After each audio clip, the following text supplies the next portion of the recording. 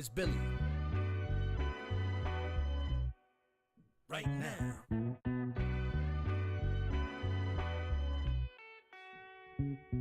Yo, what if I got attacked by the clones? What if the builder think they found a better stone? What if the beat don't match with the metronome? What if that means you walk your path alone? Call me a vagabond. If all these streets leading to Rome, then wherever I lay is my home. It's Brooklyn, boy strong. I manifest, I'm in the zone. Y'all silly better back up off my throne. Listen, boy nice, better give him his propers. How we come out sane from all the mosh pits. How we found the key to the game without a locksmith. How we seem to manage these lanes is so obnoxious. He let it flow from the brain, trusting the process. A vet journeyman on multiple rosters. If I want it, I go out and get it and cop it. A monster with limitless options. Man, like goddamn, y'all gon' soon figure out who I am. We stay cooking, y'all used to that spam. Western beef, I might square up at the square dance. Look, I change plans, not even a southpaw, I'm an outlaw with a rare stance. Your crew never had a fair chance. Why's that? I kill a whole bear with my bare hands. Oh, they studied the dark? Well, I was raised in it. Brain shifted, the kid displayed insane physics. Best story never told, and it ain't finished. How we handled a rock, spun and kept the same pivot. I frame different, hot like a flame kitchen. A whole 2 levels out of your range gifted. Catch me on the highway, lane switching. Or right at the top of your bay wish list. It's Billy.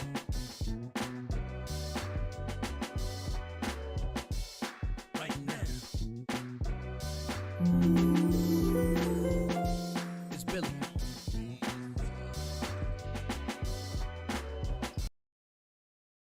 Hey! Hey! Happy Sunday. Kind of an overcast Sunday where I am. How's your week? Last week of January. Y'all, last, couple days of January. Whew! My goodness. How's your start to the year been? I hope it's in like a lamb. Hope it's out like a lamb too. I'm all about, easing into things this year. Easing into it. Yeah, it's January 29th, Sunday. I want to say is this my 10th episode? It might be my 10th or my 11th. Let me see. Oh, it's the 10th. Never mind. Okay, I was going to say, if it was the 11th. Oh no, I'm going to do that next time. I'm sorry, everyone. Hi, let me stop apologizing. I'm amazing. Thank you for joining me. Let's cleanse the energy in this room. Not that we this is our office and me and Billy spend a lot of time in here. This capitalist system making our living. We end up spending a lot of time in here on the computer, and so we take in a lot of energy in this space. So let me clear it out. Give us a little Palo Santo. You're supposed to let it burn for a little bit and then blow it out. Yeah. So anyway, hello. Welcome to Sheba Sunday. Thank you so much for joining me. Hey Aaron, hey Billy, hey y'all. So good to see everyone. Hope you've been having a good week. What you guys been up to? A lot of stuff this week, honestly. Very heavy. Another high profile police murder, which that's we see a lot of how it's what's the word for it,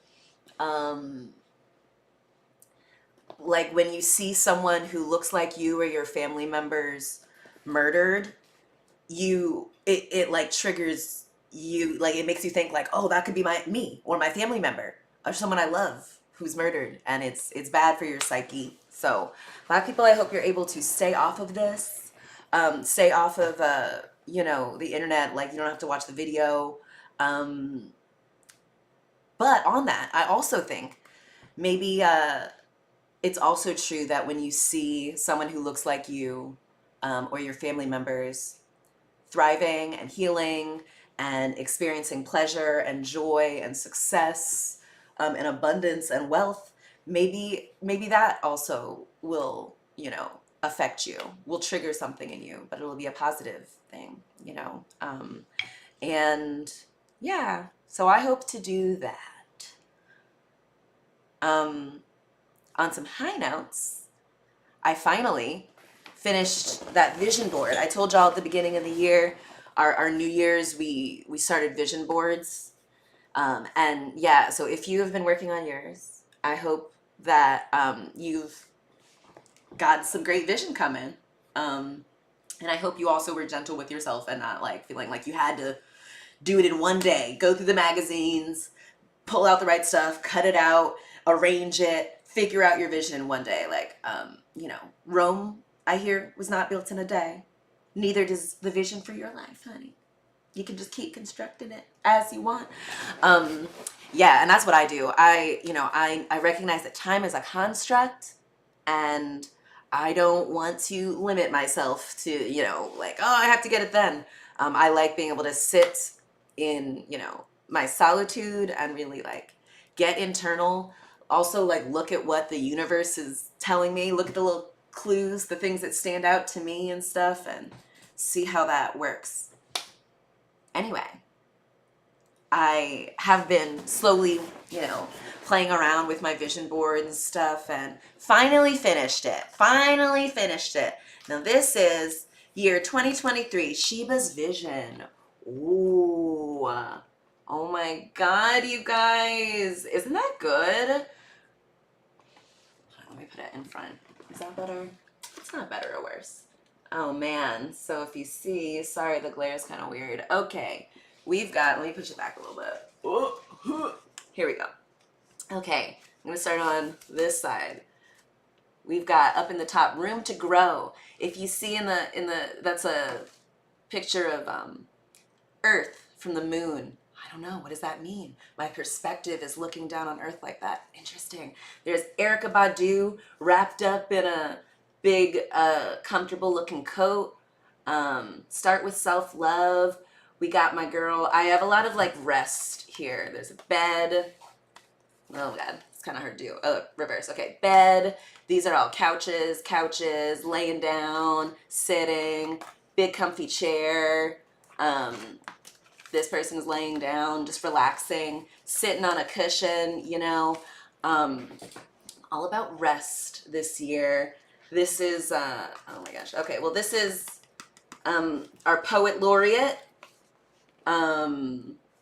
This is the girl from Squid Games, who is a model and then was a very successful actor also. I'm all about transcending people's expectations of you, your own expectations of you. This is, I want to say her name is something like, is she Bella Hadid? I don't know. She's one of those. Anyway, she's a Palestinian model. She's a model, and she is very successful in that. And she speaks about, her people, the Palestinian people, and their struggle, and the IDF and Zionist, pro-Zionist people and is pro-Israel people have tried to get her, to punish her, to whitelist her, to punish her for speaking up about an oppressed people. And so I'm down for like being hot, being successful, and like, using your power to help people, being brave like that. I love that shit. This is my girl, Natasha Leone. Really clever and fun. This is, what's her name? Uhura. Oh my God, what's her name? Nichelle? Something? If someone in the comments wants to tell me, that would be great. But love her. Love, what she has contributed to the world, particularly to me as a Black woman. My girl Megan Thee Stallion, in a bed. Y'all, leave my girl alone. Let her rest. She is being amazing. Let her be. Genius. I like struggled a little bit to like put that down and to like claim that. But you know what? Let's see what happens if I rest and trust in that. We also have over here, it says, there is no script. This says like childlike wonder, fantasy, dreams. Trust the process. It's a life full of curiosity, of ideas, of exploration, pouring into, like, it's this tidal wave.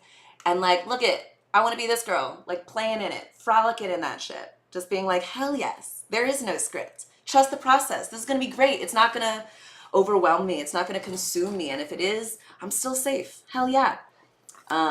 Feel free. This is my girl Simone Simonier from RuPaul's Drag Race. I can't remember which winner she is. This is this awesome indigenous model.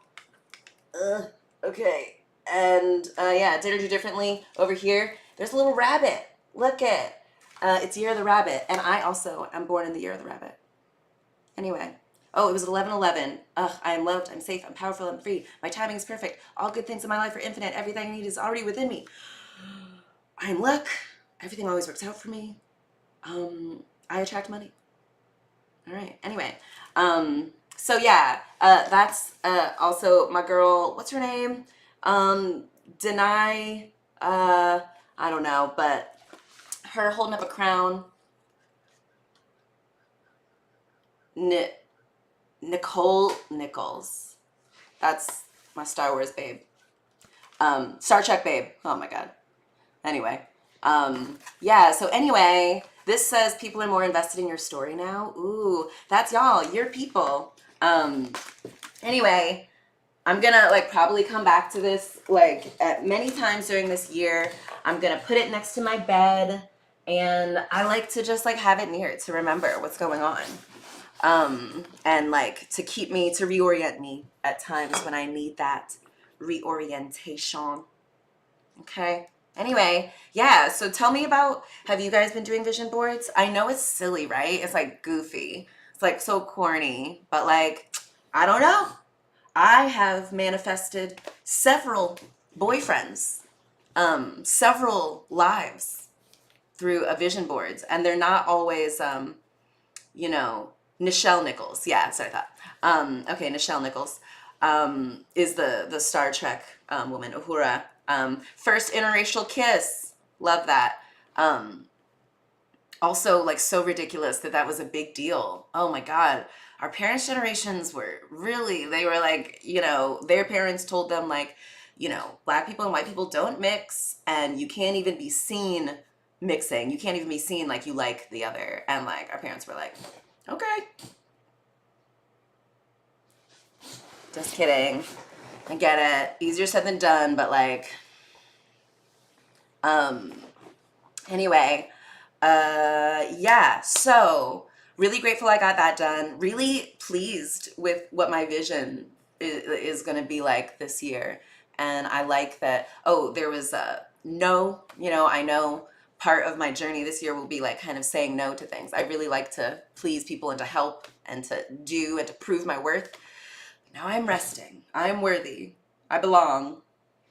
So I'm just going to work on being more this year, being more of myself, which was actually kind of the theme of my last vision board, know thyself. And now this one is more, I've chosen myself. It's not just knowing you, it's like actively being like, I like me. Oh my God, I'm awesome. So yeah, which actually is kind of what we're talking about today. I told y'all, dating, do's and don'ts. That's last episode we talked about sex tips.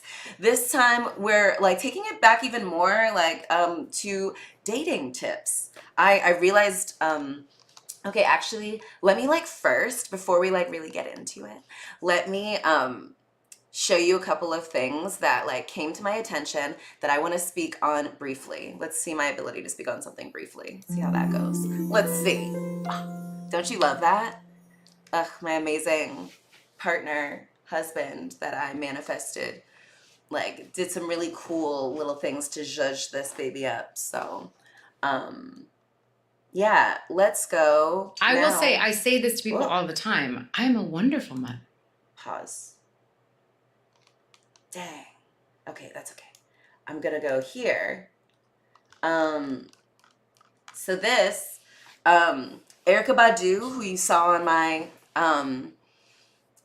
vision board this year, posted and her daughter Puma, they posted this picture on Instagram. Like, yes, if my mom and me, like, we wear a lot of the same sizes and things. So like, I'm always acquiring her clothes. And she's like, can you stop? But no, I never will. Stop having great style, Mom. Stop being the same size as me. Anyway, so this picture has caused a bit of a stir. I don't know how much of a stir. I haven't been too much on social media. There's been so much. So, but at least some people were like, Erykah Badu's ass goes viral every year and it just keeps getting better with time. And that's very true. Like, I think Erykah Badu is maybe like 50. Like, hell yes. That is kind of what my butt looks like.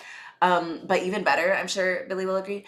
And I want people to know it. Like, when I'm proud of myself, I like people to know it. So I totally get it. She makes a joke about next year I'll show y'all a sonogram x-ray of my colon. I say it's a joke, but it might not even be. Didn't she also she made a perfume that smelled like her vagina, like her pussy? Hell yes. I love that. That's one of my dating tips. It's gonna, I'm gonna weave it in throughout, but like, you really got to believe in yourself so much that it's like delusional. It's borderline delusional, but you just have to like know that you are the draw, you're awesome. Anyway, so a lot of people, some people also apparently were upset. I posted a pic of me and my mom in cute form-fitting pants. I'm an adult. What's the real issue? Let's discuss. And yeah, I saw some people were saying, is this the same like thing? Oh, I get it. Okay. Oh, got you. So, right. I looked up an article that's different than this one, and it showed some of the negative comments. And it was kind of like,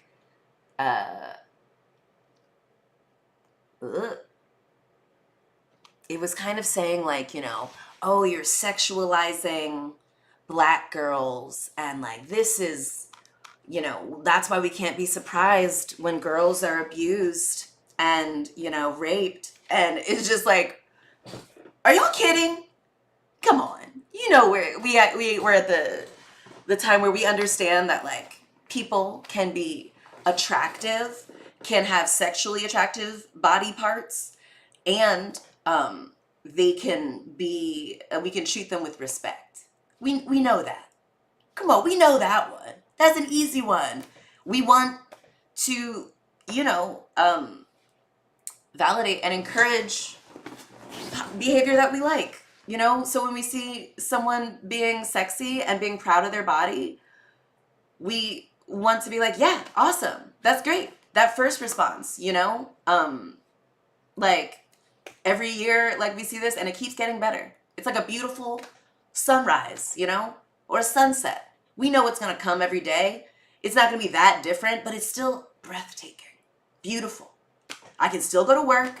It doesn't make me rape anyone, but I can still appreciate it. Like, wow, that is beautiful. Awesome. I'm happy for you that that's the vessel you're in. If you did something to make it that way, great. Way to style design this how you like it. If it's just like that way naturally, great. That's even cooler, That's kind of how I am. Like my vessel takes very little maintenance. I wake up, like this is how I woke up. I, threw a sweater on and things, and I think that's awesome. I think that's awesome about me. Okay. Anyway, so we agree. That's ridiculous. We love a nice booty. We love every body is a good body. I want to encourage people to, love yourselves. Yeah. Hot. Great. Yes, my girl Puma. Yes, my girl Erykah. Be yourself. That is, also kind of part of what I was talking about. So my dating tips. Let me just like give it to you up front so that we can like go, we'll go off on tangents and things. And so I want you guys to be able to follow around. Dating tips. Know who you are. Know what you want. And know what you need. Maybe in that order. And so, yeah, this is part of knowing who you are. Like, if you have a hot body that you look in the mirror and you're like, yes, sexy. Great. Know that. Accept it. It's okay. I certainly wanted to be with someone who, full straight, who appreciated what I'm bringing to the table. You know? I'm awesome. So this other thing I wanted to show you. I say this. I'll tell you about it because this is longer. This clip is longer than I wanted to. It's about from Glennon Doyle, who's married to that soccer player woman, Abby something. She has a podcast, and they're friends with Tracee Ellis Ross, and so the podcast is called We Can Do Hard Things. And I listened to a clip of it, and then I sent it to my friend who I thought it would resonate with. She told me, I sent it to Stacy. And she was like, wow, I listened to the last 15 minutes 3 times. And I was like, oh my gosh, let me go back and listen to this. Really great episode. I would totally recommend it. One of the things that stood out for me was this idea. She had this fear of ruining the course of her life. Tracee Ellis Ross did. And coming to this realization that, like, you're okay. You can't ruin it. That really resonated with me. I certainly have lots of moments in my life where I'm like, is this choice going to ruin my destiny? You know, take me off my destiny in a way that I won't be able to get back, and just like the idea that, like, yeah, you can't ruin it. You can't do it.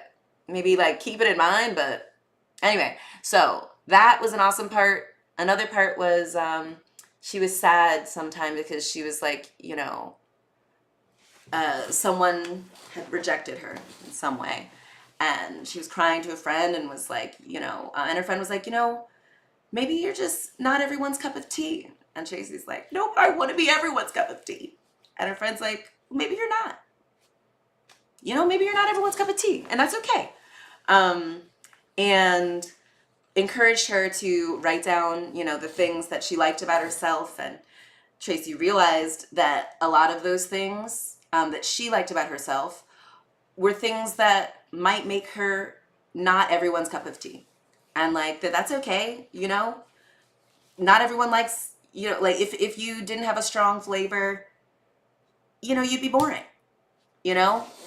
I have a bold flavor. There's a lot of interesting things about me that, you know, not everyone is into.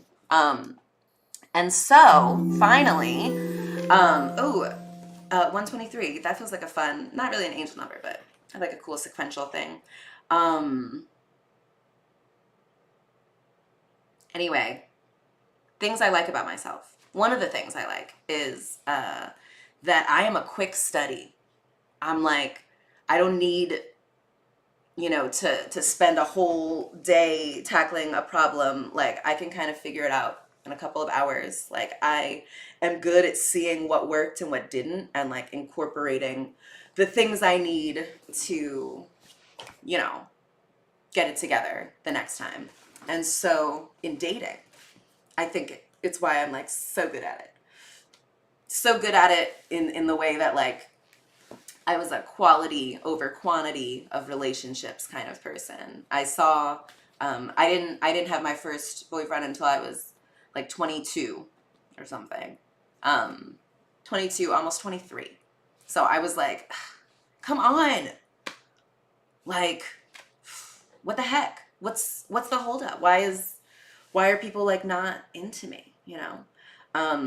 And so this is the first aspect of my, you know, dating advice. Know yourself.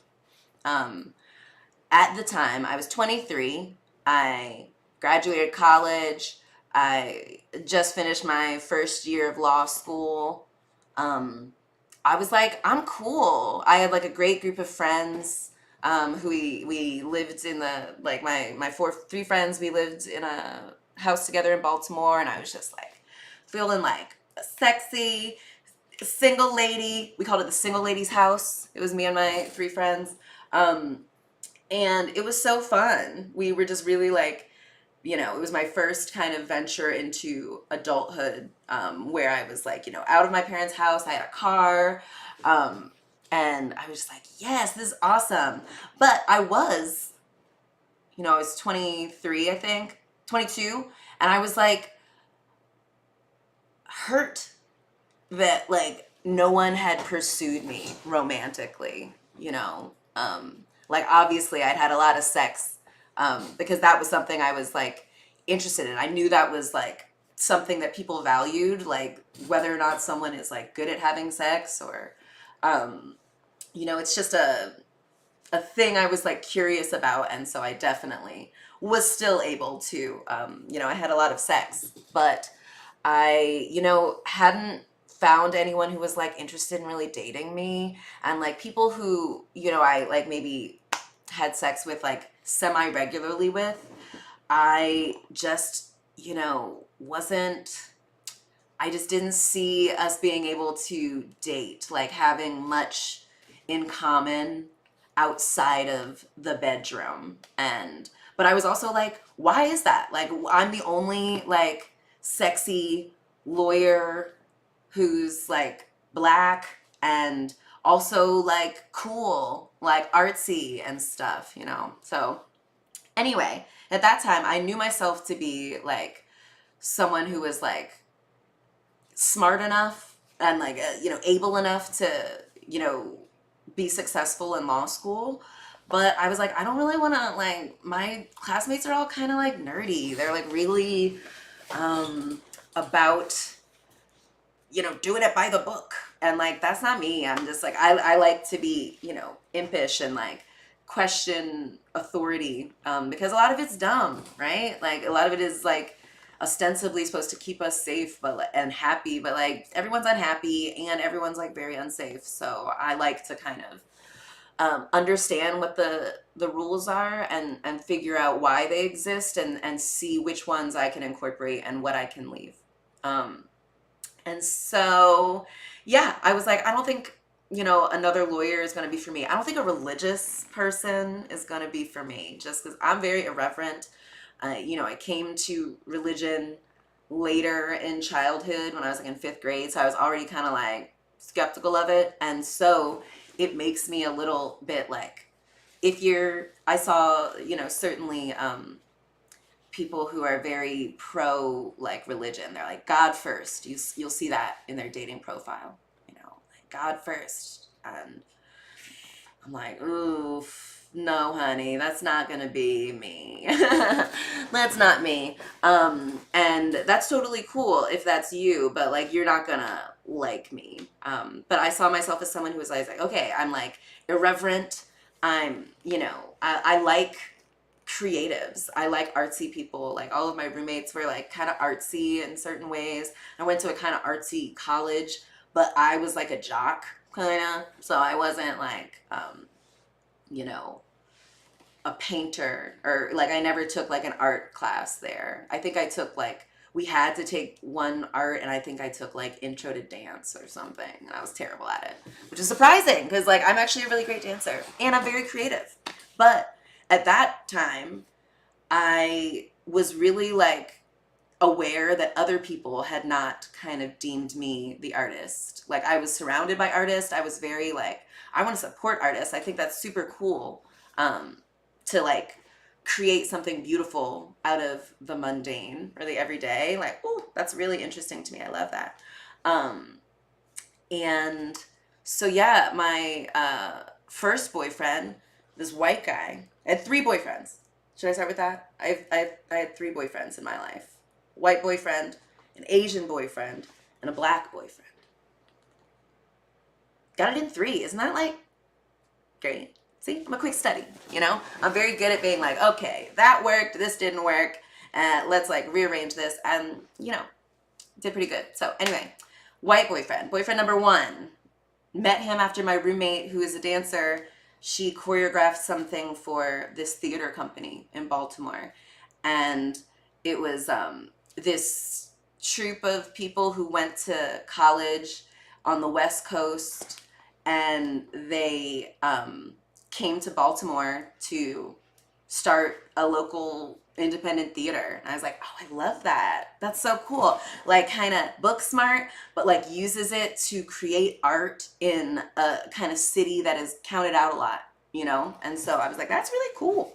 There was this guy in that theater troupe who was kind of cute in like a white guy kind of way, you know? Like, he had like dirty blonde hair, these really beautiful blue eyes, and you know, he was kind of like a hippie, like an artsy, you know, person. And I was like, ooh, that's cool. And he was single, you know, and he seemed a little bit shy, but like I could tell, you know, he thought I was, you know, hot, which, you know, now I realize, like, oh, duh, everyone thinks that because I'm beautiful. So, of course, they're gonna think that. But at the time, you know, I was 22 and had not had a boyfriend. And I was like, come on, I'm just happy to be in the room. I'm so fun to be around. It's funny, since I didn't like fully know myself, I thought I knew myself.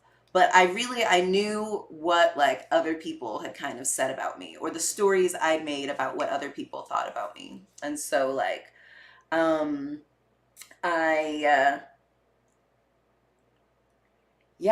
was like, I'm not the artsy person, but I'm great at supporting artists. So like this artsy person is perfect. What a perfect counterpart. I'm like the kind of, you know, brainy one, and they're like the artsy one. But they're also like chill, you know? They smoke weed.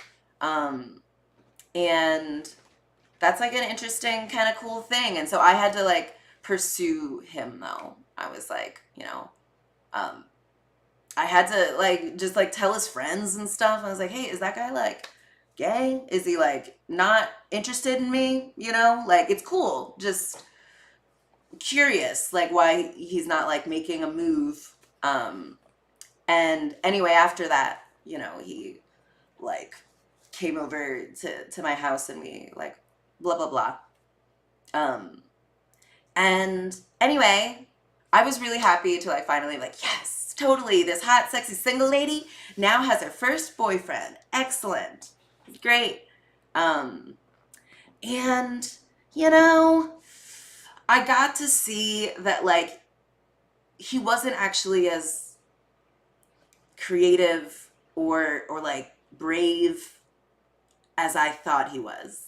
I realized he was kind of a pushover. He was kind of like not a goody two-shoe, but like, you know, when, you know, I was driving, he didn't have a car or a bike. And, you know, I have a car, my first time having a car. And so I was like, you know, very happy to like drive him to his, you know, job, like part-time job at this coffee shop, drive him to the theater when he had to do that and stuff. And, you know, I would like, I'm a person who like, when I'm driving, I like to hold the person I'm with their hand.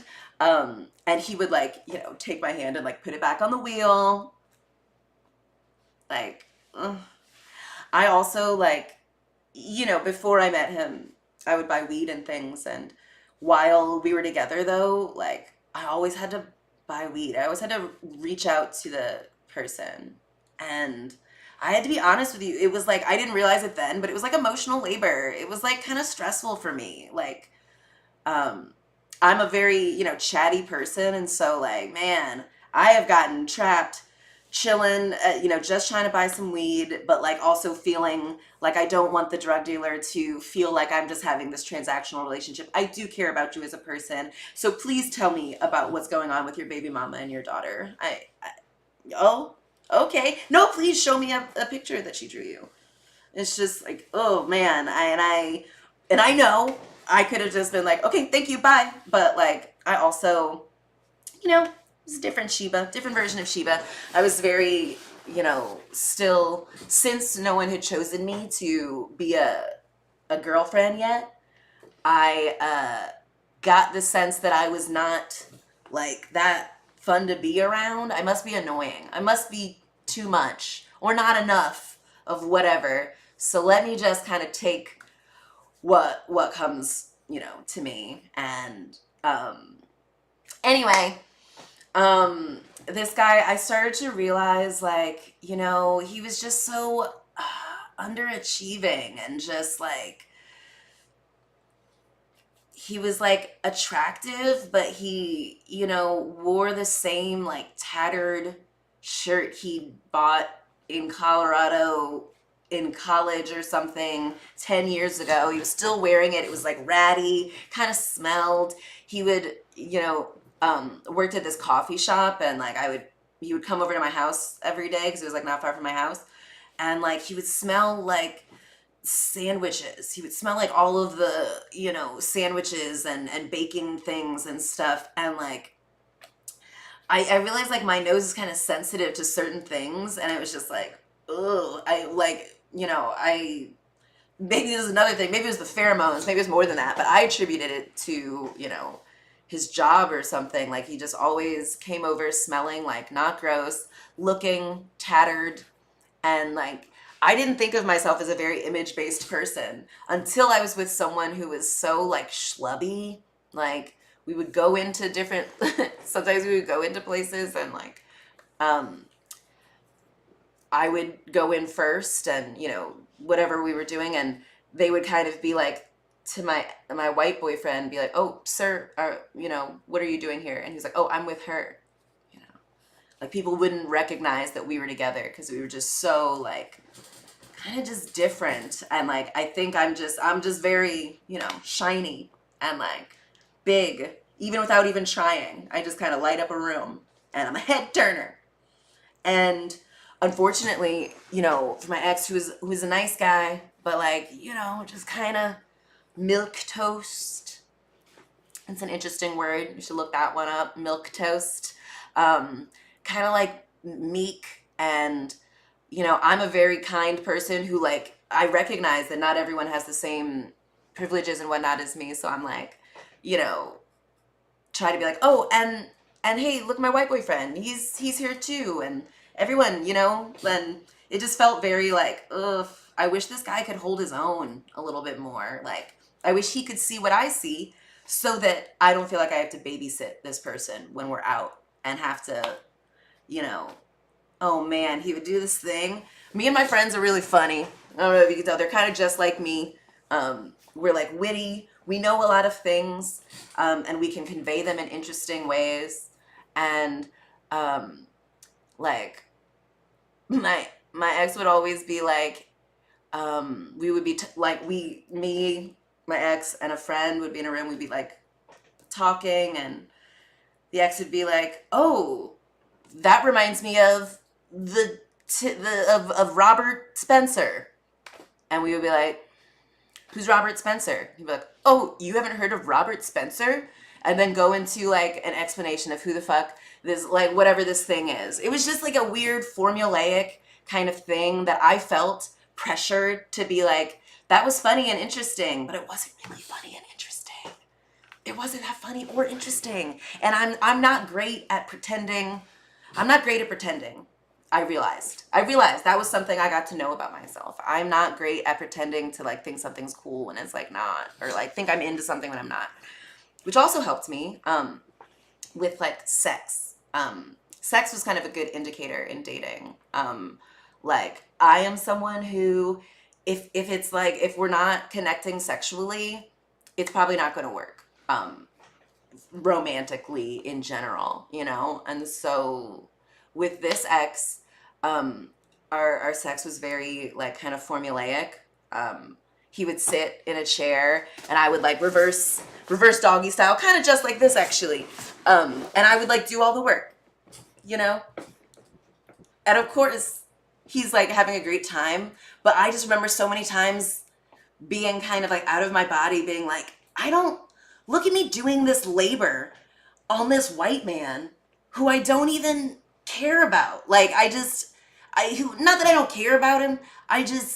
I'm certainly not like turned on. I don't feel sexy. Like I don't feel pleased. I don't feel like my pleasure is a priority. Yeah, anyway, this was also a time when, this was before like birth control was covered fully, so you had to pay money for it. I had just graduated law school. Passed the bar, and which actually, my ex didn't go to my graduation, which is fine. I'm not like a person who like needs a lot of fanfare, but it just shows kind of like how little I expected of the people in my life. Anyway, I got this internship in DC. I was commuting back and forth on the train from Baltimore to DC and back. I only had a stipend from this internship, and I, didn't feel like going to the doctor to like pay for a prescription for birth control. If I'm honest, I was just like, oh, one more thing to do. How do people do this? I'm the only one driving, the only one who has money. And I'm just feeling so stir crazy, Anyway, I get pregnant, and I was like, oh, duh, of course. You don't use birth control and you have unprotected sex, you're going to get pregnant. Right. So this is great, though. You've trained your entire life for this. You know what you're supposed to do. I had a friend, actually, who worked at Planned Parenthood. I was like, oh, my gosh. All right, well, didn't think I'd have to, use this, but okay. All systems go. Let's get an abortion. I tell my ex, it's about $400. So I tell my white boyfriend, I'm like, hey, I'm pregnant. I'm going to have an abortion. You want to go splitsies?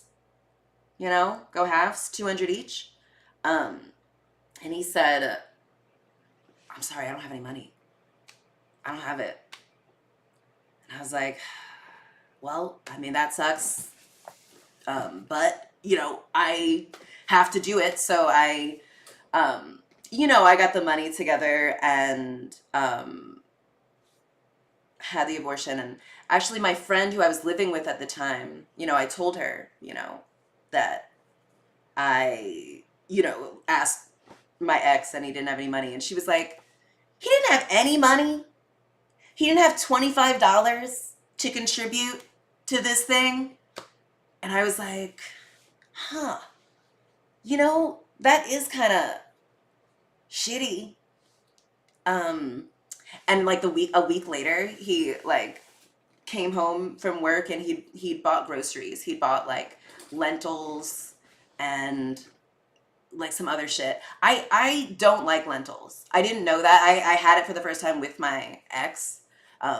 It's, I was just like, I don't know. I don't get the hubbub. It's just some beans on some rice. And I like beans and rice. But it was just, anyway, he buys these lentils. And I'm like, oh, so you do have money.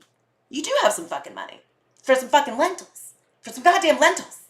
But not $25 to pay for an abortion, which is going to save us a shit ton of money in the long run, And like, it was nice though to have the experience of like, Sheebs, if you don't have this abortion, you are signing yourself and, a human child up for a life where someone is always going to be like, I don't have money for you. You're not worth the investment, Sheebs. Sorry. I know $25 could really help you, and you're not a person who ever asked for help, but I don't have it. Sorry. And it's like, I really had to get to know myself. Like, oh, I'm someone who is worth the investment. Like, I am someone who, like, I don't know, is worth, I'm like sexy. I want someone who is like, who I am horny for and who I want to fuck and who I, like think is successful, who I admire. Someone who I admire in all the ways. I want you to look sexy. I want to admire the way you live your life, your values, how you treat other people. And yeah, this other guy was just not doing it. And so, anyway, know yourself. When I thought I was like someone who was not that awesome and who was kind of like, I'm just happy to be in the room, I must be annoying. And so like, I'll do everything. You don't have to do anything. Just, you know, it really helps me to be like, wow, okay, when I don't think much of myself, when I don't know myself, I attract and choose someone who also doesn't know themselves, who doesn't see their full value, who isn't going to help me see my value because they can't see theirs, you know? And I wanted someone who's, you know, mostly their quality was that they wanted to date me. You know, that was kind of it. And they were kind of artsy. I wanted that. But like, you know, this guy turned out he wasn't even, I feel bad, he wasn't even close to the best one at his theater troupe. He wasn't even that good of an actor. He was okay, but I just thought he was a little too self-aware, that so it was hard for me to suspend my disbelief when he was an actor. He just looked very like, I'm acting. No, it's not believable to me. It's tough. And it's tough too when they're a person who like really wants positive feedback about their thing, and they'd be like, how did you like it? And I was like, ooh, how did you like that play? I was like, ooh, I didn't really get it. I didn't get it, I would say, you know, like I would try to put it on myself, you know, like I'm not the creative, so, you know, you guys just must be so good at creating that I don't get it. But I had to get to know myself, that I was like, actually, I do have good tastes, and this guy might just not be it. So anyway, know yourself. Know yourself delusionally. Know that like you're hot shit. That brings me to my second boyfriend and person.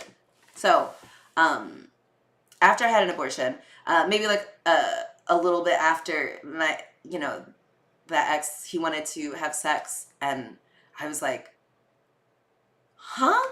I was mind boggled. I was like, what? Come on, dude. I'm not attracted to you. Like, you didn't have any money to help me out of a very, like, the most important jam of my life.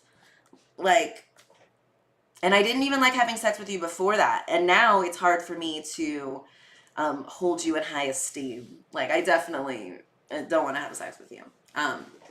And so I had to initiate my first breakup. Which was tough. I had spent so long wanting to be chosen to be someone's girlfriend. And I was like, fuck, this isn't it though. This isn't it. I can do better. I can do better. I can do bad all by myself. And so the next person I dated was my Asian boyfriend. And from this relationship, I learned, you know, it's important to know what you want. Because after my last boyfriend, I was like, oof, okay, I want someone who is sexy, who other people find attractive, who is successful, who's confident, who, like, you know, is stylish, who's kind of ethnic. You know, I didn't like being the most kind of brown person in the relationship with my first boyfriend. I was like, I had to spend a lot of time, you know, and I was just discovering about microaggressions kind of, and really figuring out like, oh shit, okay, I see. And I was just like, I don't want to spend my life explaining microaggressions and my experience as a Black woman and things. And yeah, it was just, it was strange for me. So I wanted, I wanted a browner person. And at that point, I was also like, I had some friends who had like, or some people who had introduced me to another potential person. They're like, hey, you would like this person. But a lot of times their only qualification was the person was like a Black guy. I was like, you know, that's not like the only thing I want to go off of, you know, just like we're both Black, you know, like that's not enough for me. My mom really wanted me to date a lawyer, you know, or someone, you know, she would say like, who's on my level, you know, of the same caliber of me. And I was like, Mom, don't be classist, okay? Like, lawyers are boring. They like are money, they're very like materialistic in like bullshit stuff. And like, I don't care about brand names and like respectability. Like, that's not me. And like, you know, a lawyer dude is not gonna be into me. But I did want someone who was like had their shit together. And so anyway, I run into my Asian boyfriend who is, he's got a double master's in business and finance. He's just started a business, like teaching business skills to disenfranchised youth by, doing this Jordan, camping out for fancy Jordans and selling them and making socks, like customized socks and things. And he was like selling weed to the like dental school students and stuff. I was like, cool. I love that. Street smart, book smart. I love that. That's kind of how I see myself. I love that. I'm a kind of creative lover. I thought he was like a creative, interesting person. I was like, oh, okay, cool. That's dope. I'm into that. And yeah, I thought he was hot. He had a car. I was like, yes, hello. It was very, what I was interested in. Like someone who, was kind of on my level visually. Like, I had said my ex was kind of, my white boyfriend, he was just kind of schlubby and like, I just was aware. I was just like, I am stunning. And this guy is like, oh, such a sad sack. And so my Asian boyfriend was hot in like a kind of effortless, kind of sexy way. He was like athletic and he had some tattoos. I just thought he was cool. And I was like, yeah, I love that. That's awesome. And he was like not a goody two shoe either. My ex would have, my white boyfriend, made me buy all the weed. He didn't make me. He just was like, you're good at it. You're better at it. Weaponized incompetence. Look out for that. Another dating tip. And so I was like, oh man, not only will this guy, I won't have to, be in charge of buying the weed. This guy sells weed too. Cool. That's like awesome. I love that was really cool to me. I think growing up as a suburban, like kind of sheltered kid, I really enjoyed the idea of someone who like came from some other city and moved across the country to Baltimore or a place that they don't know, and they learn how to make it. I love that. That's what I liked about my white boyfriend. I was like, ooh, Colorado to Baltimore to do an artsy thing. Love that. With my Asian boyfriend, I was like, ooh, California to Baltimore to do a, business artsy thing. Love that. That's excellent. That's really cool. So that was me getting to know myself, knowing what I wanted a little bit more, But then I realized, oh no, this guy, the Asian boyfriend, he was so compromising. He valued himself, he valued his image, but it was like no substance. And he wasn't willing to go there. I'm someone who, I like to go deep into shit. I like to explore my own stuff. I like to explore other people's stuff so that we can like evolve. My ex was not into that. He was very averse to that. And I didn't realize it at first. I didn't realize that he was kind of performing what I wanted him to be. Or I was like, yes, this is the person. He's a first-gen immigrant. I had made a vision board about Eddie Wang. I told you about this. And I wanted like a sexy first-gen immigrant who was like book smart, but chose to be, street smart in like a cool, like not crazy way. And I thought this guy was it. But he was actually like had a lot of shit, and was really not good at allowing me to explore who I was. I had to, again, keep myself small for this other dude's like ego and like to manage his emotions. Like, I didn't realize again that like I was still really happy to be in the room, like happy that such like a cool, hot, successful kind of person liked me. I was like, whoa, shit. Oh my God, look at me. I must be awesome. Great. But when, you know, things were like, when I like didn't have money,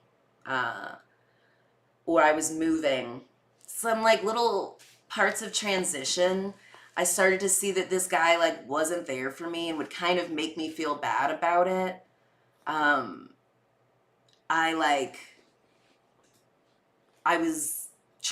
was moving houses, and my house was really messy. My room was really messy. And I called my mom and I was just crying. I was like, I'm so stupid. I can't figure it out. This should be such a simple task.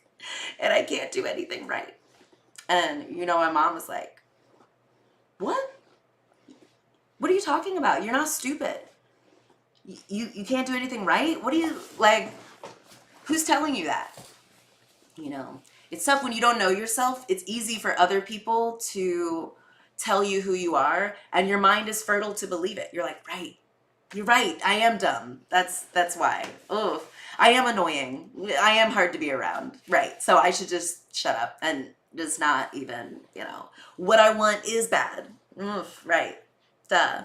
And yeah, you might be, you know, choosing people who are recreating your fears and your insecurities. So, yeah, know who you are. And if you don't know who you are, make sure you have people who can like help reorient you. Like, you know, hopefully you have family members who know you and love you and are able to be like, I don't think this is you. I think you might be making yourself small to fit into someone else's, you know, vision of who they want you to be, you know, and that's not you. Anyway, so, I've talked about my ex, and ad nauseum. And so let me, after my ex, yeah, you know, all that crazy stuff happened. I divorced, went to therapy, and my therapist, had me like do my values. I found my values list, y'all. Let me show it to you and I will go through it with you. This was really helpful. It was like helpful to figure out like what who I am, what I want, and like what I need. So she had me do a list, select the 10 most important items from the following list, rank them from 1 to 10, with 1 being the most important item, 10 being the least. So these are the values I went with. And I apologize in advance for like the kookiness of what it looks like. It's a screen grab of this. I remember when I did it, I had just got this computer and I was trying to figure out how to do the things. So luckily, another thing I'm grateful for, I also found a journal that I had from back then, so I could go through and like double check to be like, what the fuck was I saying? Why is so I have like my different values that I wrote down and things and interests. So, most important values. Number 1, respect. 2, freedom. It's over here, can't tell. 3, wisdom. 4, love. 5, humor. 6, honesty. 7, oh my God, I didn't know I could do that. Oh, wow. Oh, maybe Billy won't like that because then it will change on the other screen. Yeah, maybe. Okay, I'll do that. Anyway, where was I? Honesty. Then we have creativity. Then we have family, adventure, and success.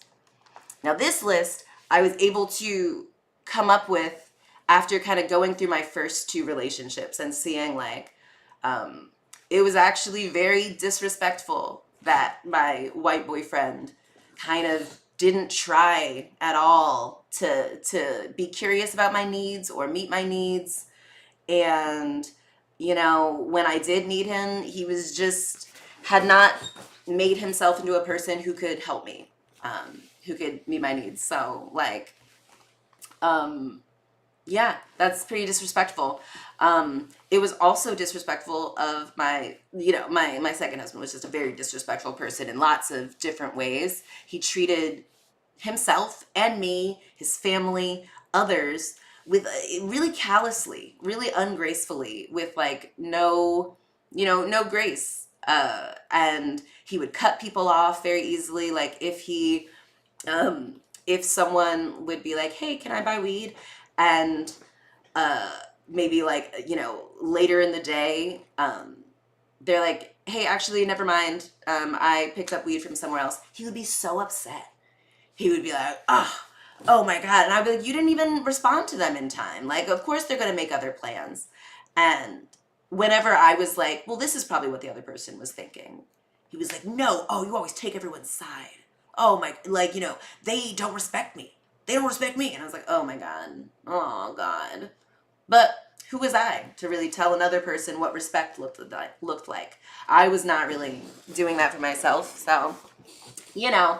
Anyway, very disrespectful. Didn't go to my dad's funeral or wake, didn't uh, pay any rent, forced me to take on, the task of supporting two adults. And also, like, forced me to not be real with him about how it was affecting me. If I was like, this is really hard for me, and like, I'm really struggling, can you please help? Um, he was like, well, you're making me feel bad. I don't want to feel like a mooch. And I was like, well, please stop being one. Please stop doing that. Anyway, um, so yeah, respect had to be my number one. Number two, freedom. Interesting. I actually did feel very stifled by my white boyfriend and my Asian boyfriend. I felt very like I had to keep myself small so that they wouldn't feel bad about themselves. Like, I can't help that I am this bright, powerful light for whom people are kind and everything seems to work out for me. And I'm a very lucky person in lots of ways. I have lots of privileges and things. And I recognize that not everyone has that going for them. And so I try to make myself smaller so that other people don't feel bad. I try to pick up the slack where other people, fail. Like, I recognize that not everyone has parents who support them and want the best for them. And so I, was quick to be really generous to other people, but like that started to really trap me. And so yeah, freedom, that was something that really, I wanted someone who valued my freedom and who valued their own freedom. I didn't want to like, feel trapped again. And so that was very important for me. Wisdom, I find myself to be very wise. I appreciate other people who are wise. Like, I like to, get wisdom. My exes were very good at like kind of justifying why they didn't want to do something. If they were like, if they didn't want to do a thing, get a certain job, apply for a certain opportunity, do a certain thing, like, they would come up with excuses for why it wouldn't work. And it was so frustrating to me. I'm so solutions oriented. So it was just like, please just use, be creative. Like, you can get all of this wisdom from so many sources. And I just hated seeing people who don't do that. Anyway, love. I wanted someone who was going to love me. I think those go with respect. I wanted someone who, when I'm struggling, they love me enough to like try to make it better. I learned like, I don't need someone to work a big fancy job making a shit ton of money, but like, I do need someone who is willing to work 3 jobs to make my life a little bit easier, and my first 2 boyfriends did not do that. I wanted someone, honesty and humor, those were like, I was like trying to see like how to rank those, but actually I wanted someone who was funny, and I didn't want someone who was like honest first and then funny, because I think a lot of men are under the impression that like honesty should be brutal and mean, and like they say mean things and they are like, I'm just being honest. But a lot of times No, they're projecting. They're traumatized. They're afraid. They're confused, and they say a hurtful thing and rationalize it as an honest thing. And I was like, no, I want someone and I don't want someone whose humor is mean or brutal. And so I wanted someone who was like light, honest, but humorous, like playful, creative. I put creativity as number 7, which I'm surprised it was so far down. But I think it was because I saw that I went for a creative type with my white boyfriend. I wanted like a, book smart, but also creative type with my Asian boyfriend. And I think I like someone who's creative, but I think I want them to be creative in all areas of their life. And I think my exes were very complacent and very good at creative reasons for why they could do what they wanted to do. But I was like, get a job. Very creative in all the reasons for why they couldn't do the things that I wanted. And I was just like, ugh, I don't want that type of creativity. So anyway, family. I wanted someone who loved my family and I loved their family. I loved being a family with them. Certainly my Asian husband. So with my white boyfriend, I was kind of embarrassed of him. I kind of knew that he wasn't as hot as me. He wasn't as smart as me, as successful as me, as talented as me. I didn't really know at that point because I hadn't really done a theater thing. He was the creative, but I was just like, I don't know. I think I'm creative, more creative than you. And I certainly am more successful than you in things. And it was just, I don't even remember what I was talking about with that. Oh, right, family. I was talking about how I was kind of embarrassed of him. I was like, I know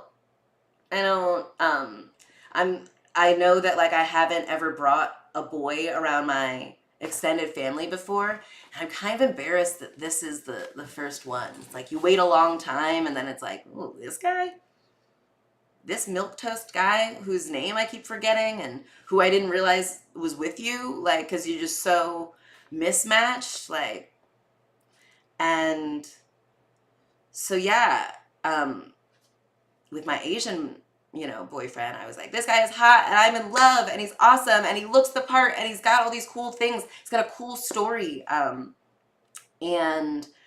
But I also, he was very he was jealous, I think, of my family. And so he would be like, you spend a lot of time with your family. You guys sure talk a lot. And try to make me feel bad about that. And I did. I was like, oh, I must be weird. We must be weird. You're right. And not everyone has that. Let me, make myself small. I don't know, talk to my family less. Which is one of the ways people, isolate you from your family. Probably. Anyway, he also was kind of mean to his family. This one time he was, he had sold his aunt a shoe or something, and something was up with it. He either hadn't gotten it and shipped it, and she was calling to be like, hey, where is this thing? And he starts yelling at her. He's screaming at her. He did that with all his customers. He would just he would have the shortest fuse with them. And if they were like, hey, where's this thing? Or I'm not going to give you the rest of the money until I get the thing. He would scream at them and be like, you're, a bad person.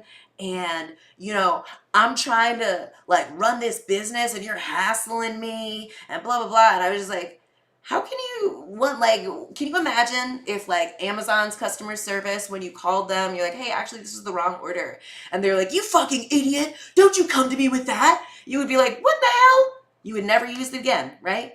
My ex, he kind of loved to make people feel bad for questioning his judgment and things. I was just like, oh my Lord. And he did that with strangers. He did that with family members. And I was just like, oof, I'm going to need someone who treats his family a lot better than this.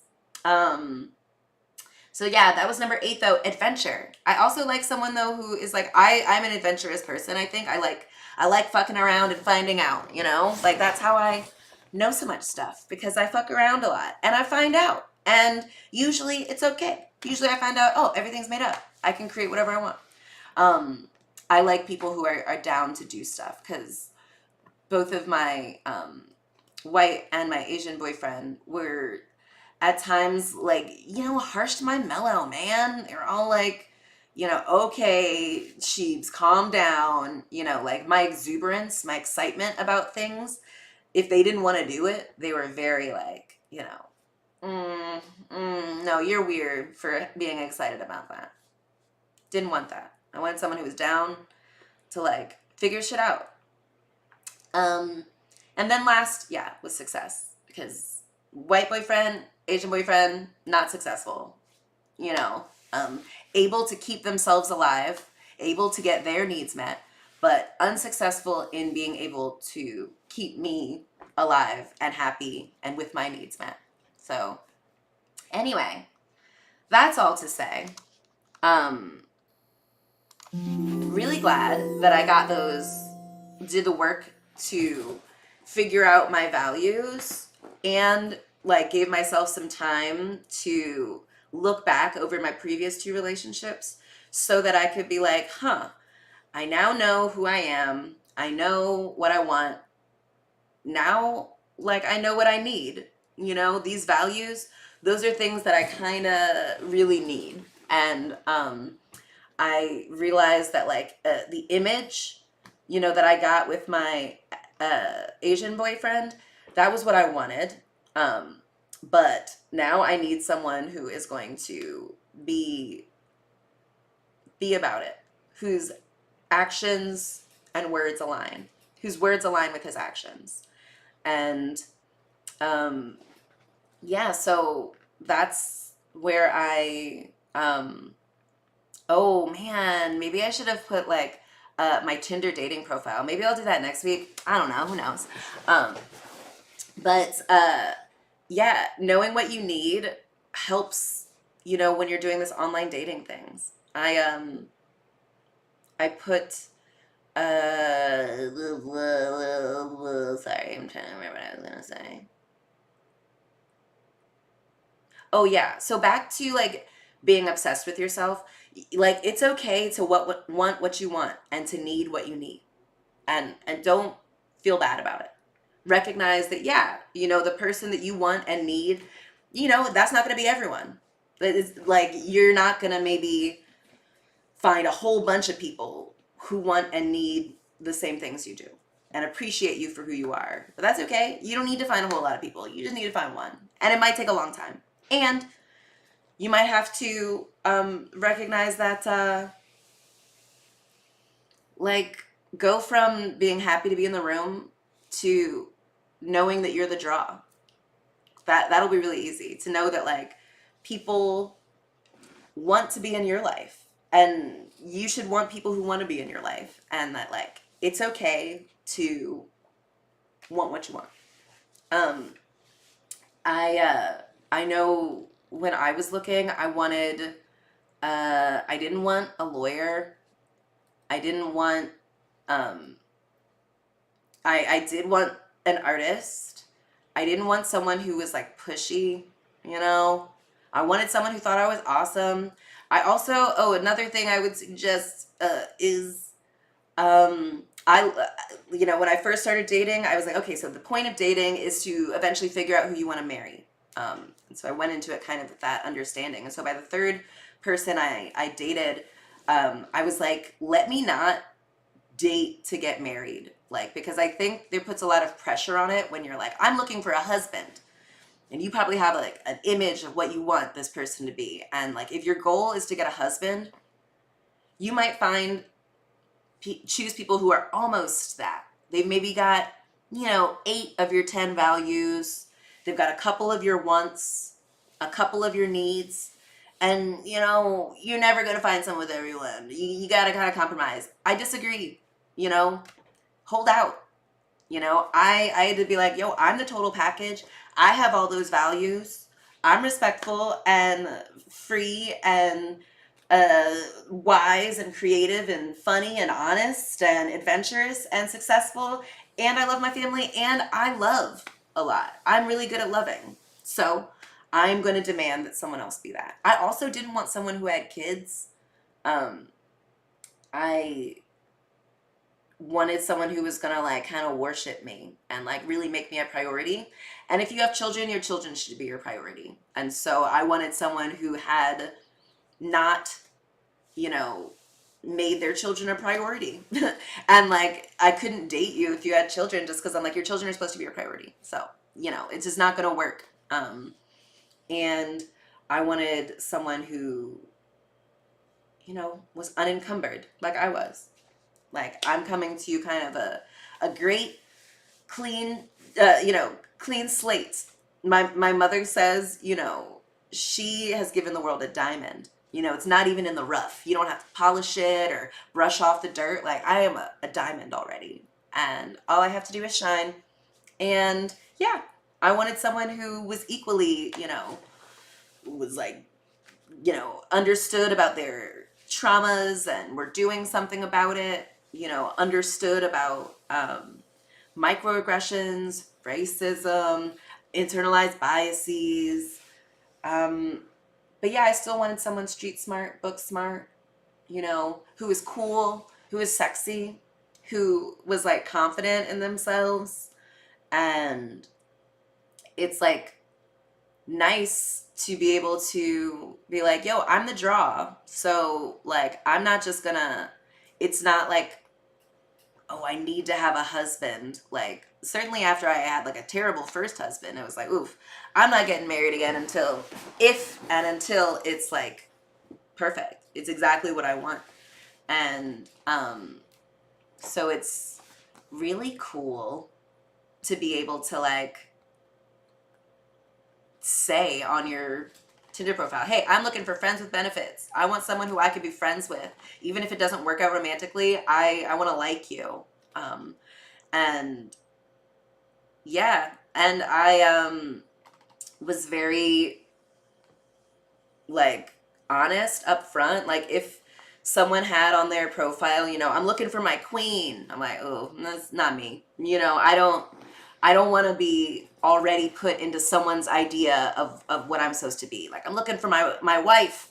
I'm looking for the mother of my child. Like, oof, no, like too much pressure. You're already demanding work of me. And I don't want to do it. I don't want to do it. And I won't. I was actually very clear with Billy. I was like, you know, I'm not one of these women who cooks and cleans. My pussy game gonna be 1 million. You know, it's gonna be so fun. But I am not looking to be tied down or forced into, you know, gender roles. And yeah, you know, yeah, and it was great because I was able to be honest with you. I was like, I'm looking kind of to hit it and quit it. And he was a little surprised. He was like the first night that we were together, first day and night that we were together. I was like, okay, I want to go home by, I want to be home by like 2 a.m. So let's get down to business. Cause yeah, I wanted to have this fun experience and, you know, in between when we were resting and stuff, I want to like get to know you. I want to talk. Like, who are you? What's going on? I think be vulnerable. That's really a good thing to be, you know? It helps you, yeah, just see who you are. Helps you see who this other person is. An interesting thing about Billy, and me, the, maybe the second time that we fucked, after we fucked, back to the first time we fucked. I wanted to go home. I said it was like, you know, I just want to sleep in my own bed, which is true. But really what I wanted to do, I hate when you're sleeping with someone that you don't know very well, and like it's after you're done having sex and you're supposed to sleep. And like, it takes me a long time to fall asleep anyway. And I hate having to hold in my farts, man. I hate it. It's a hot girl problem, man. Like, no one expects you to have terrible farts. But I eat food, you know? Like, I don't know the mix of gases and things that, like, goes on. But, like, yeah, of course I fart. I don't have to spend all night wide awake, holding in my farts, clenching my butt cheeks for someone I don't even know. I'm going home to fart in the comfort of my own bed. So I wanted to be vulnerable enough to, like, have sex and to be like, hey, I'm divorced. It was a crazy relationship. You know, blah, blah, blah. Talking about that, talking about who I am, talking about how much I like myself, how awesome I am. That's what I mentioned to Billy a lot. And he was like, oh, wow. Anyway, the line, I guess, for vulnerability for me was, I was like, oof, I'm gonna have, you know, I have hair under my underarms, my pussy is hairy, and I'm kind of very much myself. I'm not pretending to be this, like, hot, pristine, religious little thing. Like, it's not me. Yeah, and so but I was like, okay, but my farts are kind of crazy. I don't want to scare you off too early. So I am going to need to go home and get to bed because I don't want to do that right now. That's the intimacy that I withhold, you know. Sex on the first date, yes. Fart on the first date, you braver than me, and I'm pretty fucking brave. So, oh, it's 222. Oh my gosh, I'm sorry, y'all. I'm talking and talking, but like, I just feel so limited by time. There's so many things to say. Yeah, so should I get into this? I'll tell a quick anecdote of Billy being vulnerable and why the benefit of being vulnerable in relationships. So my vulnerability, I guess, having sex on the first date, talking about, you know, my past relationships on the first date, being myself, being vulnerable about who I am, what I'm interested in, really paid off, I thought. And maybe the second time me and Billy had sex, afterwards, you know, we were chilling or whatever, and he got a phone call, and he went out of the room, and it was his mom, and I heard, just over the phone, I heard her kind of talking in a, you know, elevated, kind of heated thing. And, you know, I heard Billy trying to comfort her and trying to, like, strategize with her and help problem solve with her. And I was like, wow, that's pretty cool. That's like, wow. And he came back in and he apologized and he's like, I'm so sorry. It just, and then he sat on the edge of the bed and he started crying. And he was talking about how, you know, his mom was crying, and so it made him cry, and she's just worried about his brothers, and they're in this situation, and it's really difficult, and he's trying to help, and he doesn't know what to do. And I saw him, he was trying not to. He was like, you know, he didn't want to show this vulnerability, of course, to this woman he doesn't really know. And I, you know, hugged him. I was like, it's okay. It's okay to cry. You know, that's to see how he handled his family versus how my Asian boyfriend handled his family. Screaming at them, you know, calling them, you know, treating them like they were strangers. You know, they were against him. They were these terrible people. They were making his life so difficult. To how Billy was talking about them. He was, like, literally in tears in front of someone he doesn't know because of the powerlessness he felt to help his family. I was like, ooh, that's number 8 on my values list, baby. And number 4 is love. So, hot damn. That's really cool. So it's easy for me to be like, oof, let me be a safe space for you. Because you seem like a person who doesn't have the opportunity to. You, like, need to cry. I love that. Anyway, so, not saying dudes maybe, you know, crying on your second fuck dates, but you know, if you do, and the person's like, I love you even more for that, that's a good sign. That's a good sign. You want someone who's gonna, like, reward your behavior, like, your good behavior, you know? Who's like, well, this is me being me. Me, I cry sometimes. Me, I feel big. I love people. I try, you know. I have a lot of respect for people's freedom. I try to help them do what they want to do. And it's nice when someone is like, I see you. I love that about you. That's really cool. Yeah. So another really cool thing that Billy has done for me, I mean, it's immeasurable, the amount of things. Ooh, look at this. Sheba Foresees. I might change it to Sheba's Visions based on my vision boards and just these things. Okay, and I can do a thing like, what do I envision for the future?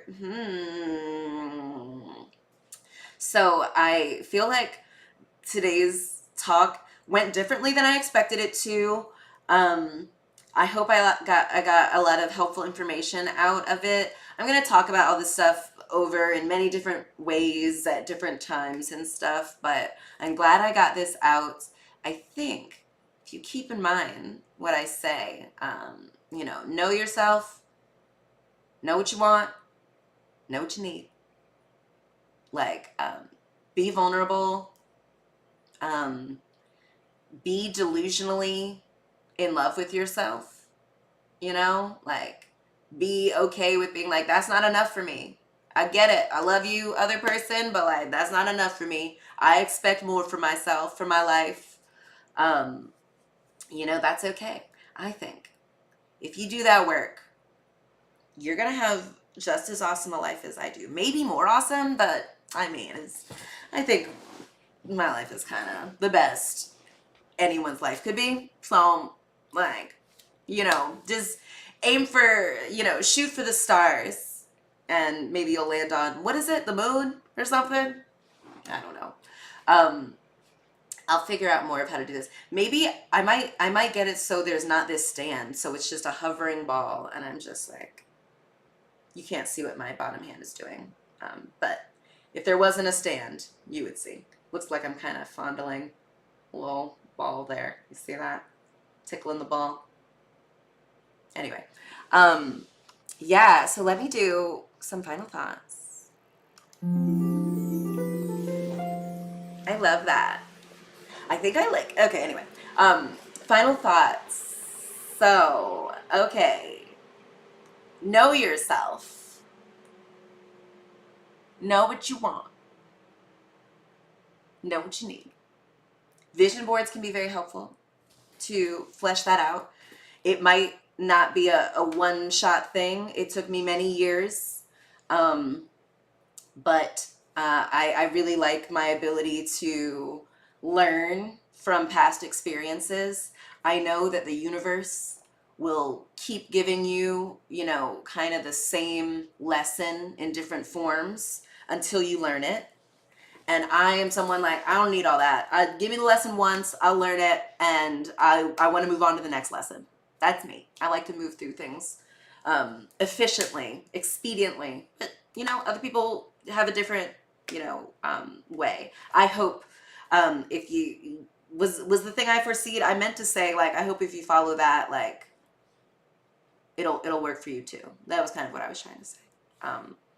Final thoughts also, I think, can I do like some action items for everyone for like next week? Just to like mull over, if like to help you, you know, this stuff I do that helps me.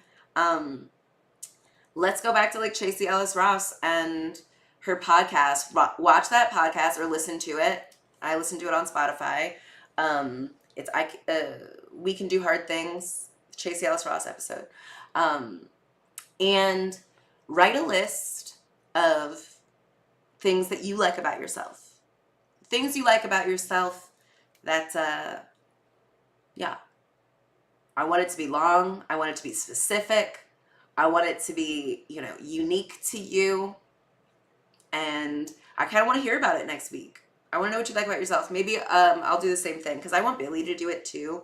He's another amazing person who, for a long time had other people's stories of maybe who he was and who he should be in order to get love.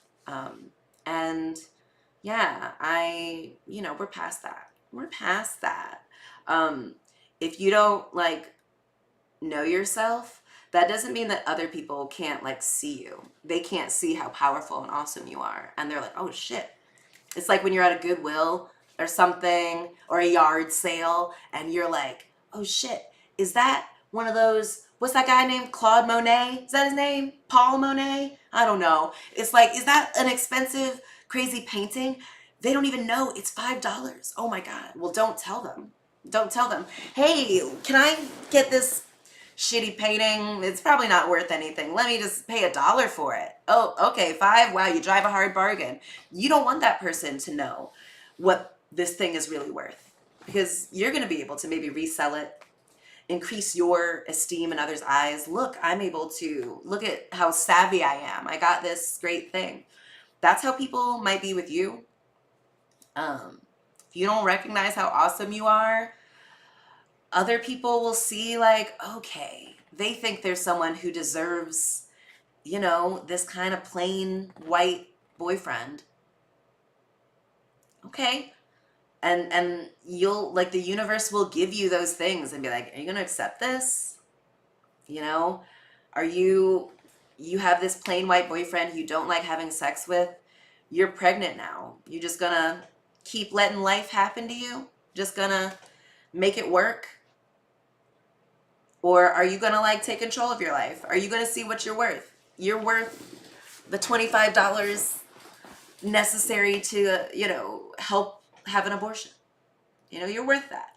You are worth someone who doesn't scream at you in public. You're worth someone who likes your family, who loves you and is loud about it. Someone who does the work to understand what you want, to understand what you need, to understand who you are, and who's gonna help you maximize that.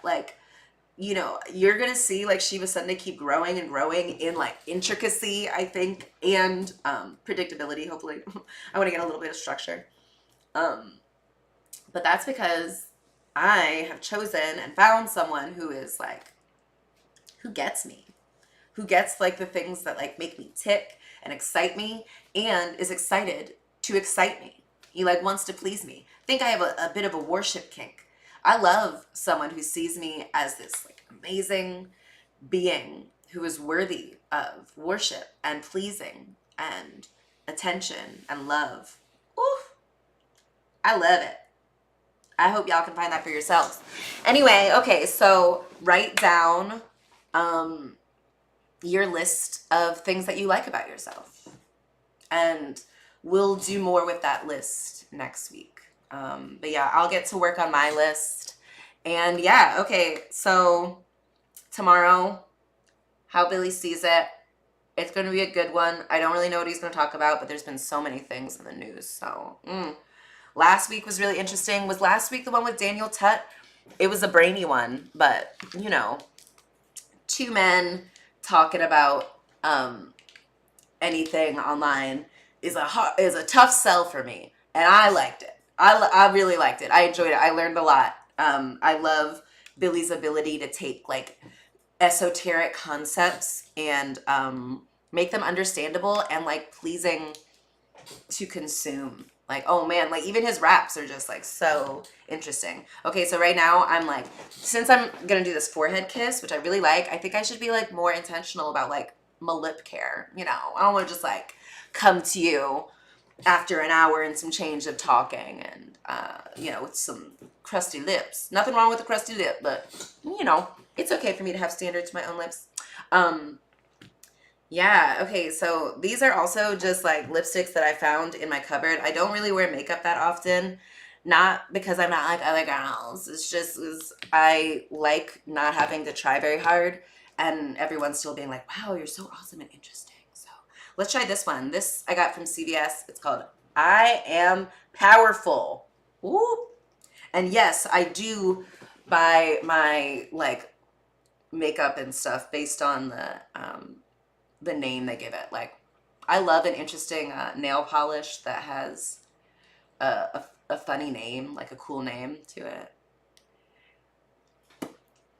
Ooh, I like this one. It looks like a berry. Like I've been eating a bunch of raspberries. Okay, anyway. Put your head against the screen, please. Bring your phone up to your screen, like so. Please, thank you. Love you. Hope you have a great week. Everything is made up. Each and every gosh darn thing. So, make up something that works for you, okay? All right. Work on that list of things you like about yourself, please. I will see you next week. Bye. Oh, wait. We're going back. Here we go.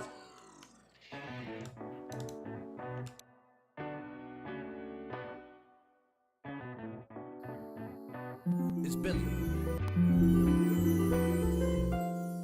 Right now.